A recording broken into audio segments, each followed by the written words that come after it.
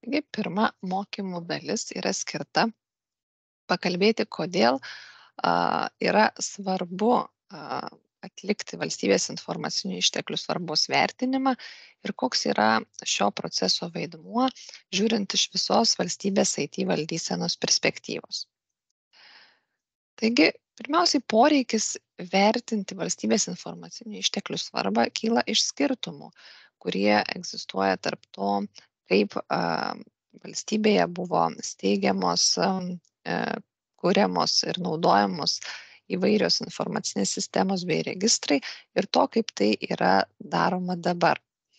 Tai jeigu anksčiau IT valdysena ir valdymas apsiribojo institucijos lygmens sprendimais, dauguma institucijų naudojo savo IT infrastruktūras, serverinės ir duomenų centrus, o jų tvarkomi duomenys dažniausiai buvo naudojami tik tos vienos institucijos poreikiams atliepti, tai dabar vis daugiau yra pereinama prie centralizuotos IT infrastruktūros naudojimo, prie centralizuotų bendro naudojimo IT sprendimų, naudojamų debesijos technologijų ir jų pagrindų veikiančių paslaugų, ypač susijusių su dirbtinio intelekto taikymu.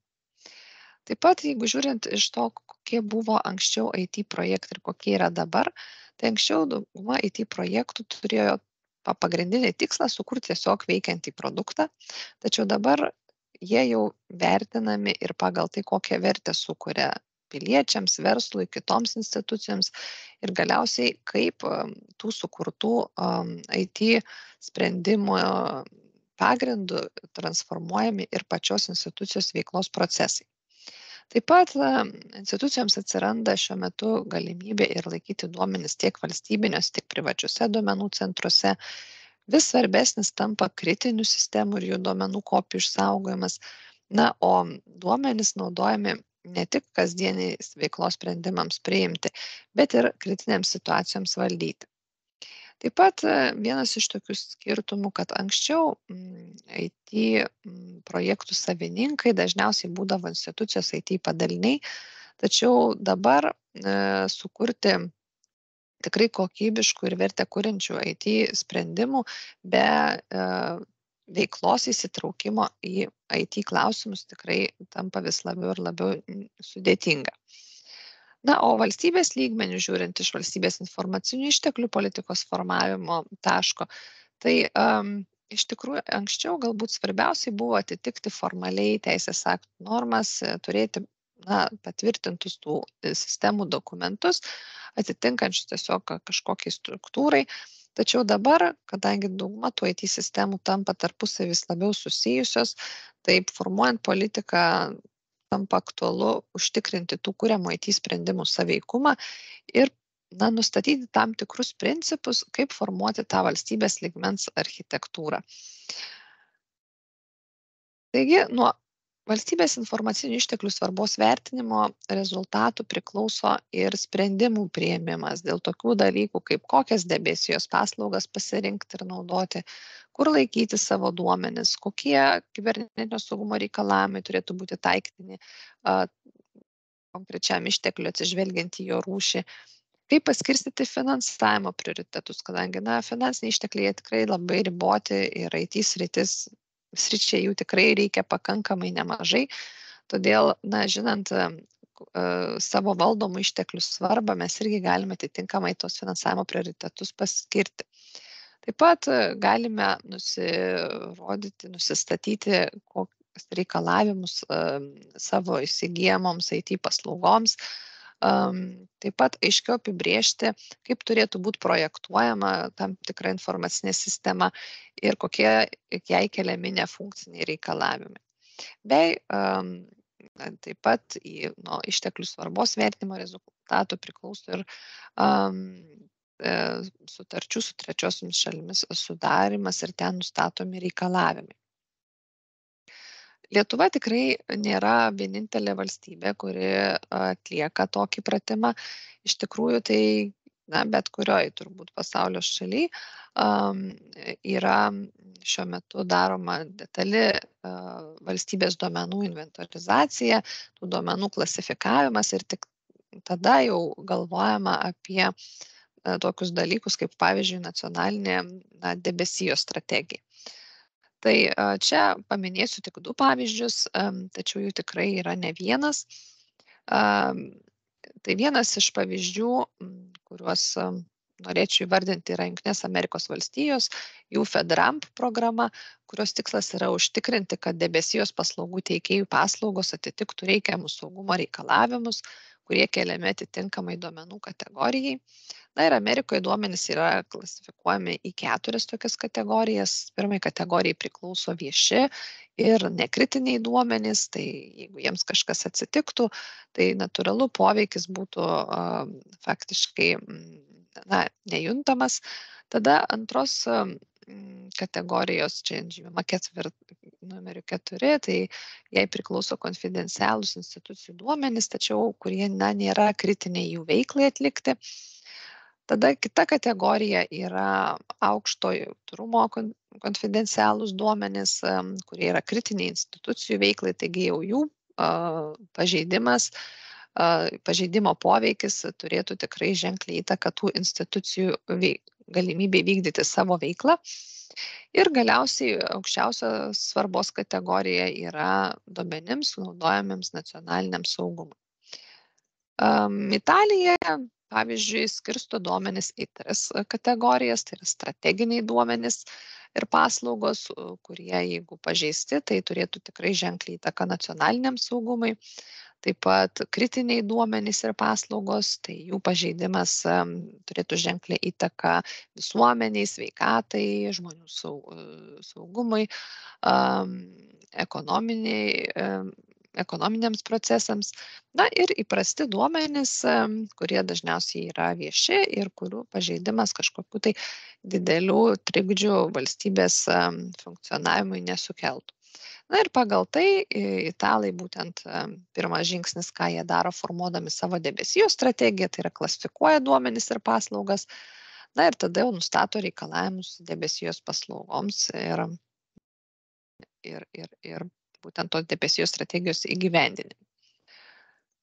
Lietuvoje poreikis turėti irgi šiek tiek kitokį, labiau holistinį požiūrį į valstybės informacinius išteklius ir juos sudarančius duomenis atsirado būtent praėjusių metų pavasarį patvirtinus valstybės informacinių išteklių valdymo įstatymo pataisas, pagal kurias yra nustatomi tokie dalykai. Visų pirma, atsiranda fokusas į tai, kad valstybės informacinius išteklius mes skirstom į rūšis būtent pagal juos sudarančių duomenų svarbą. Ir tos rūšis yra ypatingos svarbos, svarbus, vidutinės svarbos ir mažos svarbos ištekliai. Tada taip pat yra nustatoma, kad nuo kitų metų sausio mėnesio institucijos galės savo vidutinės svarbos ir mažos svarbos išteklius laikyti būtent privačiuose duomenų centruose. Na ir pagal šitas naujas nuostatas buvo pavesta vyriausybei patvirtinti naują išteklių svarbos vertinimo tvarką, o ekonomikos ir inovacijų ministrui naują išteklių svarbos vertinimo metodiką, iš esmės peržiūrint iki tol galiojusią tvarką, kuri buvo įtvirtinta vyriausybės nutarime numeris 716. Taigi, kaip šita nauja tvarka ir metodika įsilieja į visą mūsų valstybės informacinių išteklių teisinio reguliavimo struktūrą. Tai pirmiausiai natūralu, kaip aš ir minėjau, pagrindiniai reikalavimai, jie kyla iš valstybės informacinių išteklių valdymo įstatymo normų, kuriame yra pasakoma, kokios yra tos valstybės informacinių išteklių rūšys, kad ištekliai tas rūšis suskirstomi pagal būtent duomenų svarbą. Ir tada nustatoma, kokios institucijos turi nustatyti tą išteklių svarbos vertinimo tvarką ir metodiką. Tada to pasekoje mes turim 2 teisės aktus reguliuojančius valstybės informacinių išteklių svarbos vertinimą. Pirmasis jų yra išteklių svarbos vertinimo tvarkos aprašas, kurį tvirtina vyriausybė. Ir jame yra atsakoma į tokius klausimus. Koks yra šito vertinimo tikslas, kada tą vertinimą reikia atlikti, kurios valstybės veiklos sritys yra labiausiai priklausomos nuo duomenų, kas ir kaip turi būti atsakingi už vertinimą, kokie yra tie vertinimo etapai ir terminai ir kaip panaudoti to vertinimo rezultatus. Ir antrasis dokumentas, metodika, jau yra labiau techninis, kuris detalizuoja tam tikrus tom tvarkos apraše esančius dalykus. Tai yra būtent pasako, kaip įvertinti duomenų konfidencialumo, vientisumo, prieinamumo pažeidimo poveikį konkrečiai veiklos sričiai, kaip pagal tą nustatytą svarbą duomenis ir juos tvarkančią informacinę sistemą priskirti atitinkamai rūšiai ir kaip techniškai turi būti atliekamas vertinimas kiekviename etape. Tada pagrindinis šito vertinimo rezultatas, tai yra būtent nustatyta konkretaus ištekliaus rūšis, jinai vėlgi gali būti panaudojama ir kitur. Tai pirmiausiai, jeigu yra nustatoma, kad išteklius priklauso ypatingai svarbių išteklių rūšiai, tai pagal ypatingos svarbos infrastruktūros vertinimo metodiką reikia patikrinti, ar tas išteklius gali būti priskirtas ypatingos svarbos infrastruktūrai. Tada išteklių rūšis turi būti nurodyta pirmiausia informacinės sistemos ar registro nuostatose. Dėl to atsiranda poreikis patikslinti šiuo metu galiojančius vyriausybės nutarimą 180 ir 881, kurie nusako valstybės informacinių sistemų registrų steigimo, kūrimo, modernizavimo, reorganizavimo ir likvidavimo tvarką. Ir ten tiesiog nurodyti, kurioje nuostatų dalyje reikia įvardinti ištekliaus rūšį. Tai šiaip pagal pagrindinius tokius siūlymus galvojame, kad tą geriausiai tikslinga padaryti būtent nuostatų duomenų saugos skyriui. Na ir galiausiai išteklių rūšis taip pat vaidins svarbų vaidmenį ir kibernetinio saugumo srities teisės aktuose, nes būtent pagal rūšį ir bus galima formuoti reikalavimus kibernetinio saugumo priemonėms to išteklio saugai užtikrinti. Taigi, tiek apie tai, kodėl yra svarbu atlikti išteklių svarbos vertinimą, koks yra jo vaidmuo.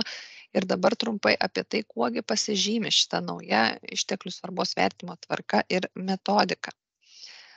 Tai visų pirma, atsiradus tam mano jau minėtam poreikiu peržiūrėti iki šiol galiojusią tvarką, buvo išskirtos tokios 4 reikalavimų kategorijos naujai formuojamai svarbos vertinimo tvarkai ir metodikai. Tai pirmoji kategorija tų reikalavimų yra susijusi su išteklių svarbos vertinimo inicijavimu. Tai yra, kada reikia atlikti išteklių svarbos vertinimą. Tai anksčiau dažniausiai praktikoje būdavo taip, kad išteklio svarba būdavo vertinama steigiant naują informacinę sistemą ar registrą. Ir toliau, nepaisant to, kaip ta sistema vystėsi, kokios naujos duomenų grupės joje atsirasdavo arba galbūt būdavo išimamos iš sistemos. Ta nustatyta informacinės sistemos registro kategorija, jinai būdavo nekeičiama, nepervertinama iš naujo. Tai būtent naujoj tvarkoj bandoma atliepti šį aspektą ir nustatyti kiekvieną informacinės sistemos registro gyvavimo ciklo fazį atvejus, kada būtina atlikti išteklių svarbos vertinimą. Antra reikalavimų kategorija tai yra būtent atsakomybė už išteklių svarbos vertinimą. Ir būtent jinai anksčiau būdavo kaip daugiausiai IT žmonių rolėse, dažniausiai svarbos vertinimą atlikdavo saugos įgaliotiniai. Tai dabar siekiant formuoti tą praktiką, kad vis dėlto duomenys yra institucijos turtas ir kad veiklos žmonės yra tie, kurie pasako, kurie iš jų valdomų duomenų yra svarbiausi ir kritiškiausi institucijos veiklai, tai atsakomybė už išteklių svarbos vertinimą yra priskiriama duomenų valdymo įgaliotiniams arba duomenų savininkams. Trečia reikalavimų kategorija yra susijusi su išteklių svarbos vertinime naudojamomis poveikio sritimis ir rodikliais.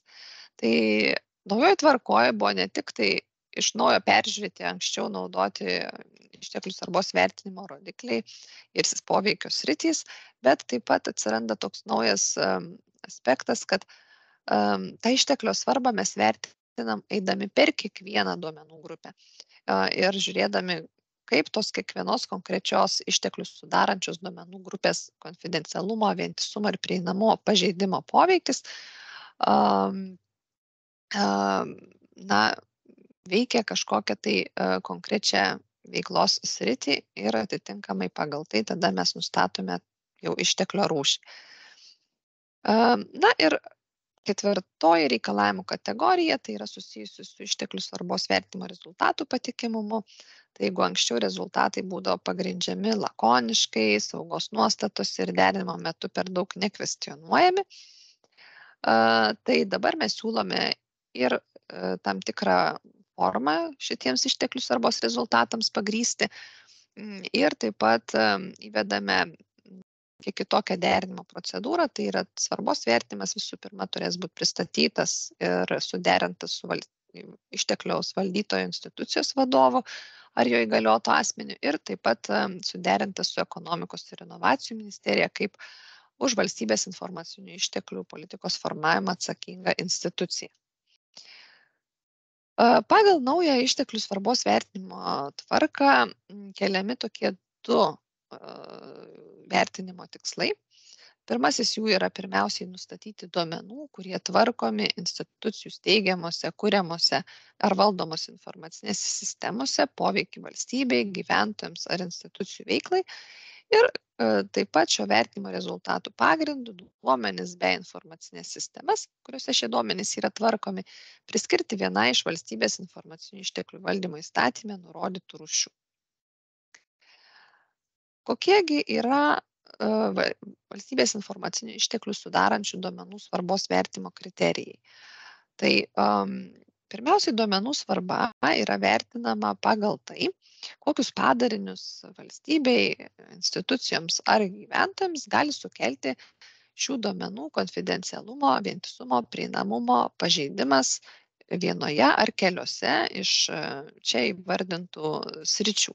Tai yra gynybos, nacionalinio saugumo ir žvalgybos, tarptautinių santykių ir tarptautinės prekybos, viešojo saugumo ir teisėsaugos, prekybos, ekonomikos ir viešųjų finansų bei viešųjų ir administracinių paslaugų.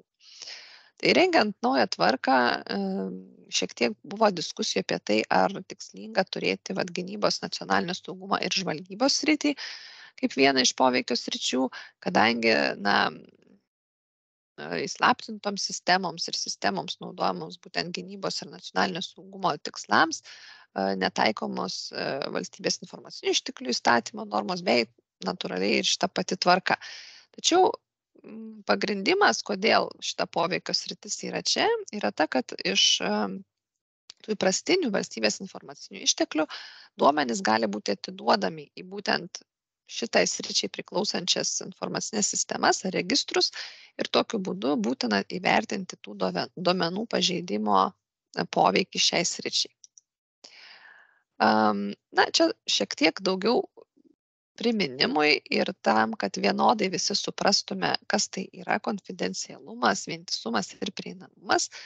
Tai čia pateikiu šių duomenų savybių apibrėžimus, kaip jos dabar yra apibrėžtos mūsų teisės aktuose. Tai konfidencialumas yra duomenų savybė, kai su informacinės sistemos tvarkomais duomenimis gali susipažinti tik tą daryti įgalioti asmenys. Vientisumas tai yra duomenų savybė, kai duomenys nėra atsitiktinai ar neteisėtai pakeisti ar sunaikinti, tai yra jie yra teisingi ir jų reikšmės tokios, kokios ir turi būti. Ir prieinamumas yra duomenų savybė, kai duomenys gali būti tvarkomi reikiamų metu. Ir būtent aš galiu su jais dirbti tada, kada man reikia. Priėmus šitą naują išteklių svarbos vertinimo tvarką ir metodiką, vienas iš dažniausių tokių klausimų, kurių sulaukėme, yra kokius išteklius reikia vertinti ir kokių išteklių vertinti nereikia. Tai pirmiausiai ištekliai, kuriems yra atliekamas svarbos vertinimas, yra valstybės informacinės sistemos ir registrai, kurie yra įregistruoti RISRE arba registrų ir informacinių sistemų registre. Tada tai yra naujai steigiamos valstybės informacinės sistemos ar registrai ir vidaus administravimo informacinės sistemos, turinčios patvirtintus nuostatus ir kurios keičiasi duomenims su kitom valstybės informacinėm sistemom ar registrais. Daugiausiai turbūt klausimų ir kyla dėl tų vidaus administravimo informacinių sistemų, nes jų yra įvairių ir įvairaus sudėtingumo ir svarbumo. Tai pagrindiniai kriterijai, kada jų svarbą reikia vertinti, yra būtent šie. galbūt tai yra ta sistema tiek pakankamai sudėtinga ir svarbi, kad jin turi patvirtintus nuostatus ir būtent jinai nėra kažkokia lokali, bet turi sąsają su išorė. Na, ištekliai, kuriems nereikia atlikti svarbos vertinimo, yra būtent tokie atvejai. Tai yra pirmiausiai, kaip ir nurodyta pačiam tvarkos apraše, tai yra įslaptintos informacijos sistemoms ir ištekliams, kurie yra tvarkomi valstybės saugumo ir gynybos tikslais. Ši tvarka, valstybės informacinių išteklių svarbos vertimo tvarka negalioja, yra netaikoma. Taigi jau svarbos vertimo atlikti pagal ją nereikia. Tada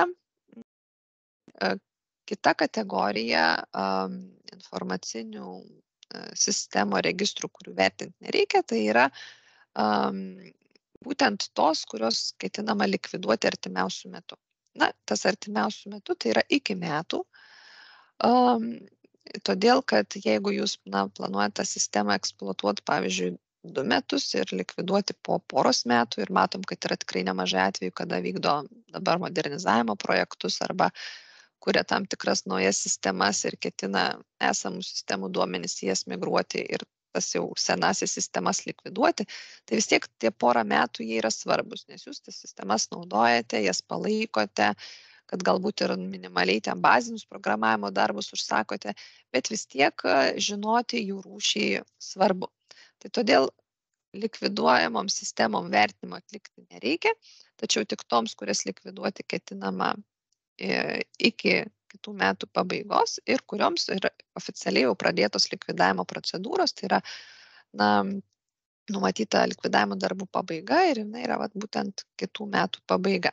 Kitoms sistemoms likviduojamoms tą vertimą vis dėlto yra tikslinga atlikti, bet čia iš kitos pusės jūs jo rezultatus galėsite panaudoti ir tų kitų sistemų, į kurias bus perkelti duomenys svarbos vertinimui. Nes vis viena jūs jau žinosite tada, kokios svarbos duomenys jūs kažkur migruojate kitur ir tinkamai bus paprasčiau įvertinti tų naujų, tas senasis sistemas pakeisiančių sistemų svarbą.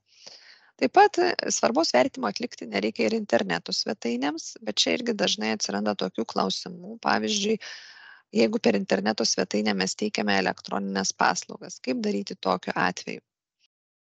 Tai čia paaiškinimas būtų toks, kad paprastai tokiu atveju per interneto svetainę yra teikiamos elektroninės paslaugos, tai jinai yra arba tam tikros konkrečios valstybės informacinės sistemos dalimi ir tokiu atveju ta jos svarba įsivertinama būtent vertinant tą valstybės informacinę sistemą, arba galbūt nėra tiek sudėtinga, yra visas portalas, kuris yra įteisintas kaip atskira informacinė sistema ir turi savo nuostatus ir tada natūralu, kad tokio portalo svarbą reikia vertinti.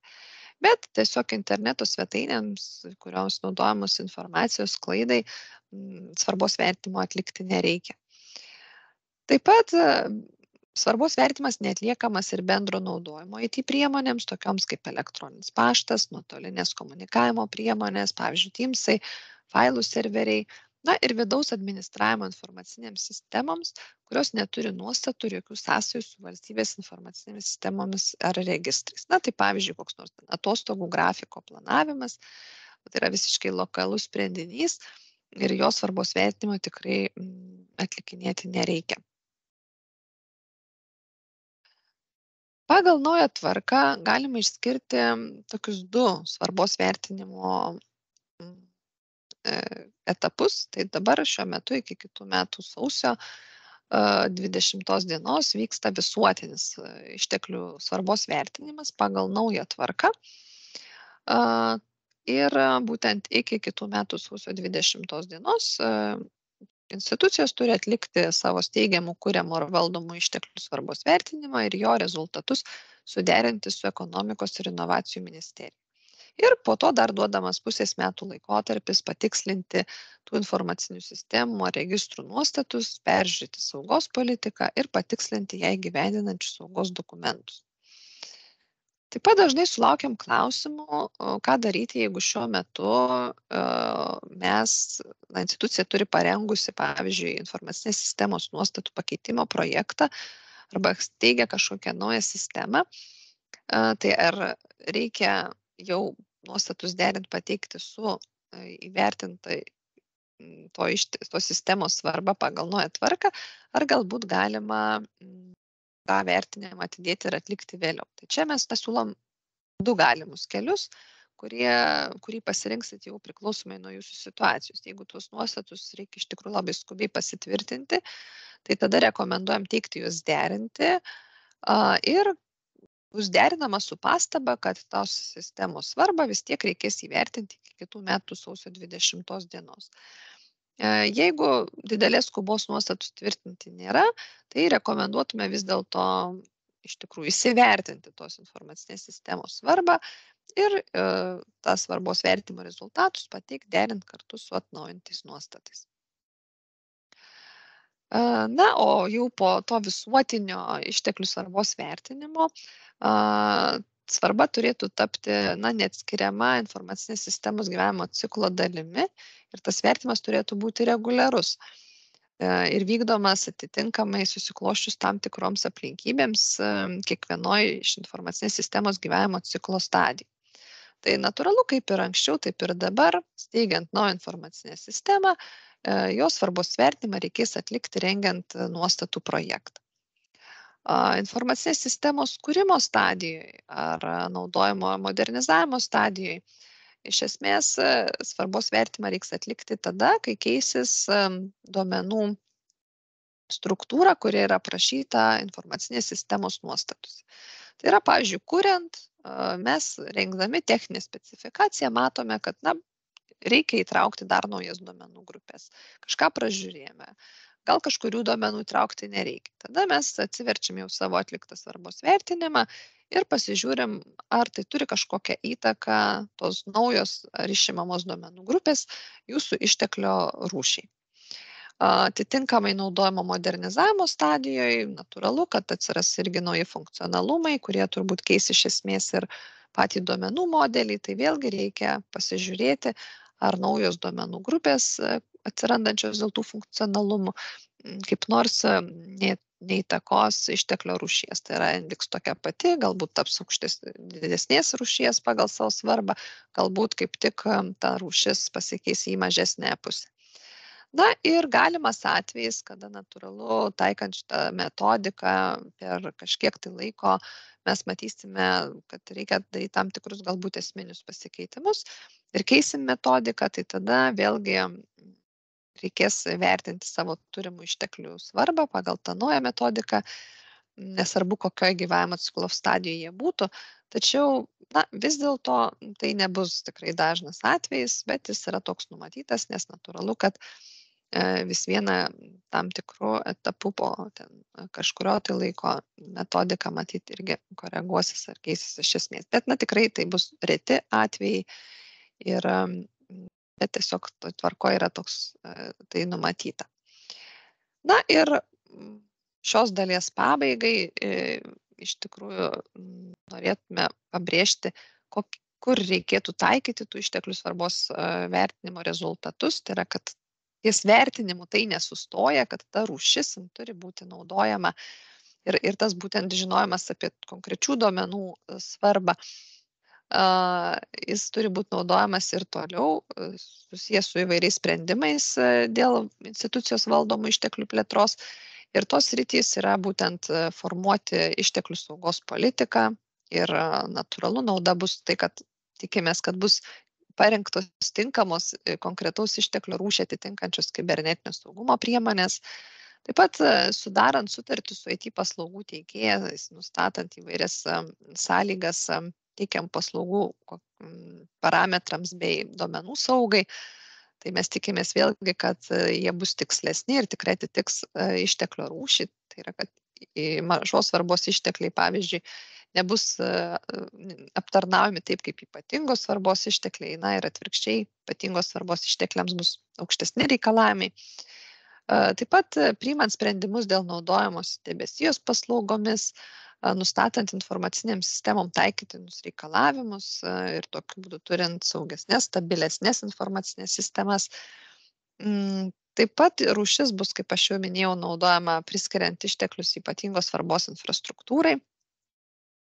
Ir, na, kaip tokių iš pagrindinių naudų ilgalaikių turbūt mes tikimės, kad tai turėtų pakeisti ir institucijų būtent duomenų valdymo brandą, kad įsitraukus veiklai į šį procesą vis dėlto valdytojai daugiau suvoks, kokius duomenis jie valdo, kuo jie yra svarbus ir kad jiems reikia skirti atitinkamą dėmesį, kaip galų gale juos galima panaudoti. Na ir tai lems ir tam tikrą optimalesnį investicijų į savo valdomų išteklių plėtrą panaudojimą.